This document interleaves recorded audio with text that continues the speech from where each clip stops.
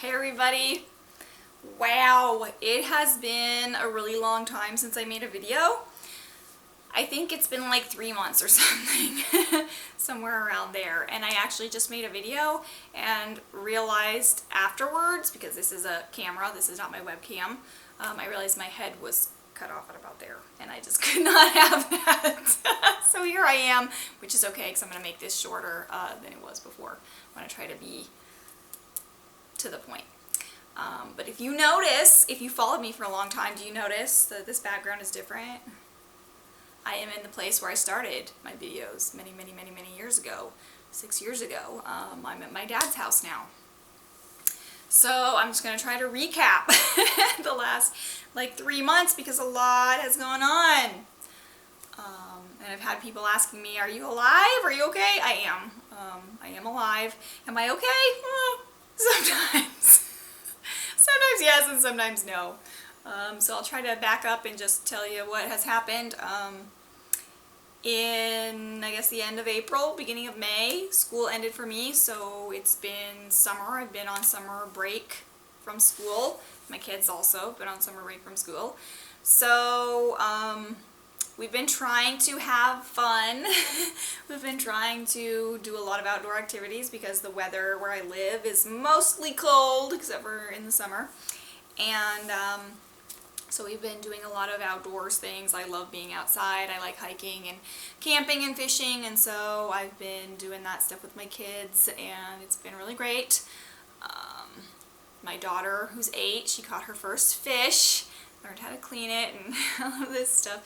So it's, you know, memories like that that are really good. Because if you followed me, you know I've been going through this divorce for a very long time, and my divorce was finalized in March.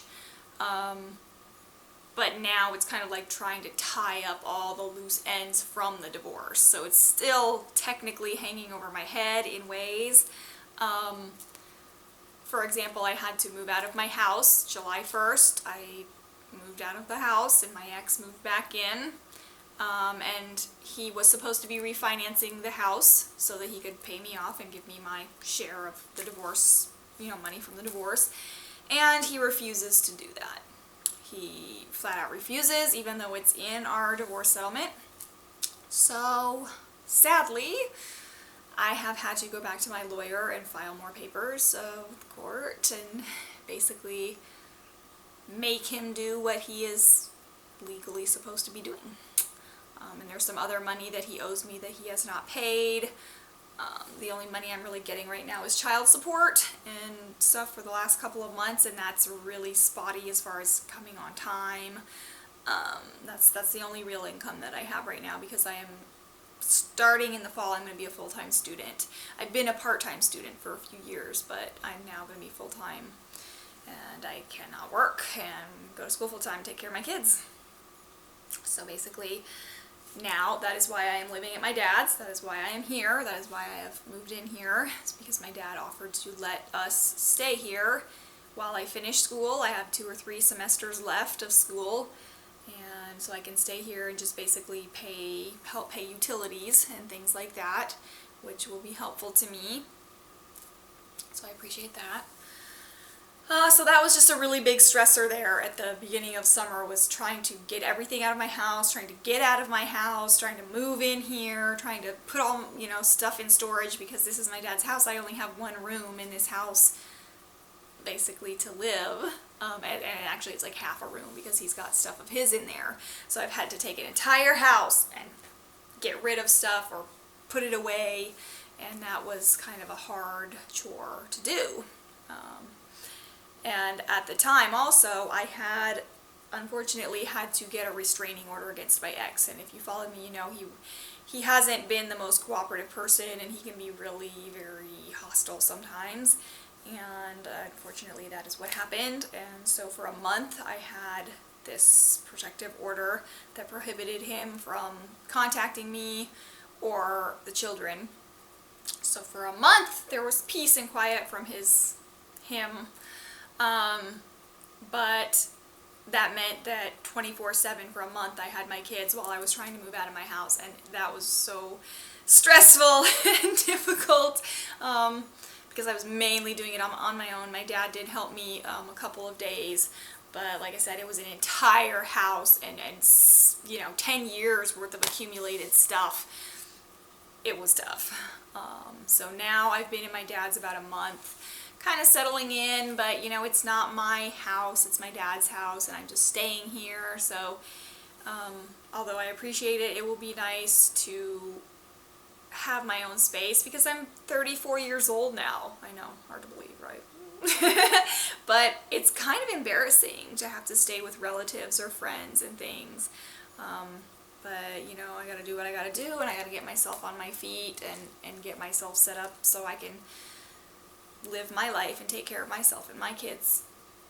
So that's what I'm doing. What else? I don't know if I said at the beginning of this video, I am back on meds again. Not for very long, for about a week. I've been taking Inderal for anxiety. I made videos about that months ago, and I'm continuing. I still take Inderal for anxiety. My anxiety over the course of the summer has been really, really bad, and that's partly why I'm back on meds for bipolar.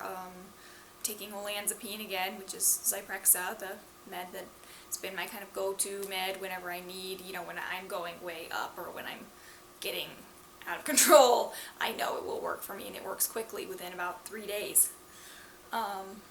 So my anxiety was horrible. The Inderal wasn't helping. I was taking Ativan, and that wasn't helping. And then just my moods were I was really irritable, partly because of the anxiety, and also I was not sleeping. I'd be up till 4 in the morning, and I was just restless. I had no appetite, very little appetite. I would just be on edge, like internally I could feel it. And so I was, having a lot of conflict with people that I knew, and I just felt really angry. And part of that was my life situation, but part of it was just, an internal, the stress was triggering all these things to happen. And so, yeah, it kind of caused a problem with the guy I was seeing, and that was like a light bulb moment in my head of like, I gotta get this under control. And so I started taking meds again, and I'm doing pretty well. I guess that's all there is to say about that part. Kind of going along with that, there is a bipolar and depression support group that is kind of getting started in my community, which is pretty neat. I went to their first meetup last week. There was only a couple of us there, or a few of us there. Four people were there. But hopefully it picks up, and hopefully it sticks, because I remember many years ago when I first started this channel, the counselor that I had at the time, she was trying to start a support group for bipolar, and she had told me that there was not enough interest at the time, and so she couldn't do it. She didn't have enough people, and I was like, wow, that sucks. And so nobody's really picked up the torch, and tried to do anything in my community for, bipolar people or depression or anything really. So yeah, I hope that it will become a bigger thing here, because I think it's needed. And what else? I guess the school. My kids are starting school in like a week. I'm starting school about a week after that. It's going to be crazy busy because I'm going to be a full-time student, which is twice as many classes as I was taking before. And I'm going to have no time. I go to school every day of the week. And then on the weekends when my kids are not here, I'm sure I will be working on projects or papers or whatever. So I'm excited about that. I'm taking pretty much all psychology classes this semester. That's my major, psychology. My minor's sociology. So yeah, so it should be all interesting classes, but nothing that I hate. Keep my attention, And as far as grad school, it's still on my mind. But I'm just kind of taking it one day at a time. I started studying for the GRE. but that's kind of tough because I don't really have a lot of extra time and stuff. But we'll see. I definitely want to keep my options open. I was hoping to go into a PhD program, but because I don't have any research experience and I haven't had the time to get research experience, there's plenty of opportunities here at my school, but I just don't have the time on top of my responsibilities that I have in life now. So that's the problem. And you can't really get into a PhD program with no experience. So I'm thinking maybe I might just try to go into a master's program first, and then I can always seg from that into a PhD if I choose to continue, or I could just get a master's, which is, you know, only 2 years versus 5 years for a PhD. And I only have, like I say, 2 to 3 semesters left of my undergraduate, and I'll be done. And I don't want to leave academia. I really don't. The thought of just being done with school and just going and getting some random job, it just kills me. It makes me feel sick to my stomach. I don't want to do it. Not that I don't want to have a job, obviously, but it's like I don't want to do something that's just ordinary that I hate. Like, I want to do something that I care about. And so, yeah, one day at a time. One day at a time, we'll see. I guess the last thing is dating. Love, guys, whatever. I know, I feel like I'm in high school. Let's talk, boys. Yeah, I made that video a while ago about the types of guys you meet when you're dating. And so I was, for about, 6 weeks, I was just dating, meeting people, talking to people, just people. And I was so kind of burned out that I was like, okay, I think I'm getting to the end of where I just don't want to see anybody. And I just happened to meet 2 guys on the same day that I wound up kind of hitting it off with and liking, and they like me and stuff. So I was like, wow, what are the odds?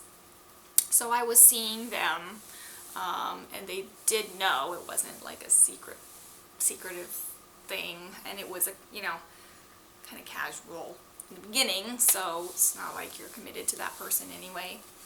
So I was seeing both of those guys and seeing how that would pan out, and it was really interesting because they were they're not dead, they're very different people. One guy is quite a bit younger than me. He's about 7 years younger than me. And the other guy is my age and has 3 children that are close in age to my 3 children. So it's like a totally different dynamic with both of these guys. And the younger guy is more like, hey, let's hang out on the weekends and have fun and stuff like that. And the other guy was more, I could sense more like a serious, like it could turn serious. The young guy, I just didn't really feel like it would. I felt like it would just be fun times. And yeah, we kind of agreed that we wouldn't necessarily see each other recently because we're both really busy. He has a weird work schedule. I have a weird schedule. We didn't see each other. We were seeing each other quite a lot, and then it kind of, went down. So we still talk and, hang out occasionally and stuff, and I'm sure we'll wind up as friends, eventually. He's a good guy. I don't have anything against him, and it's been a good experience dating him. And the other guy, the guy my age, that's more of a complicated issue because there was more feelings involved in that, and he's got a weird situation too. He actually does not live in my city. He lives several hours from me, and not only that, but he works away. And I didn't realize at first how much he works away, but he works away like 3 weeks at a time, and he's only home for a week. So he's literally gone 75% of the time, which is not necessarily a deal breaker for me because I have my own stuff going on in my life. I couldn't devote all this time to somebody anyways. But trying to navigate that over the last, 5 months has been really tricky, and I'm starting to just wonder if it's sustainable. And I'm not even really sure what's going on with him and I now. We had a discussion about what we were to each other, and and it was kind of like, yeah, we're seeing each other, we're kind of like boyfriend girlfriend type deal. And then, yeah, I had an explosion. And I left his house and I had a bipolar attack. Like, I just flipped, because I told you I was under so much stress and all this stuff was going on, and I flipped out. And I thought that was the end. It was kind of ugly between us there. And some time went by, and we're now talking again. So I don't know. I really don't know if we're just friends or if we're trying to pick up where we left off. But we'll see. I'm sure in a few months things will be very different in my life, and I don't know. I'm trying to figure out what I want, how I want to go about it. You know, settling my life for myself and my kids and doing the best thing for us. That's kind of my goal. And so yeah, so that's where I'm at. And I'm sure I'll make some more videos another time. I just wanted to make this while I had some time and let everybody know what's been going on the last few months. And I really hope everybody's doing well and kind of like good and better than I have been. You have not seen me in my bad moments. You're seeing me in my good moments now. So yeah, peace, love. All right, talk to you guys later.